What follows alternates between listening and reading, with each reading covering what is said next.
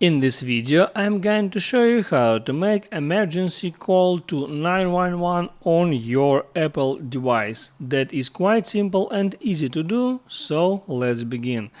There are three different ways how you can do call once you are on lock screen, and the first way is to press 5 times at your power button. 1, 2, 3, 4, 5.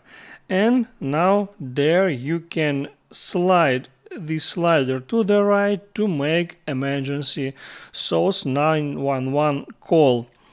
Another way to do that is to press and hold on power button and volume button and wait for some time until the same screen was just appeared, and there you can do the following: just swipe it to the right to make a SOS call, or there is one more way. It's press volume down and power button and hold it for a long time and see what happened. That screen was appeared, and now you see that it's some kind of countdown is making.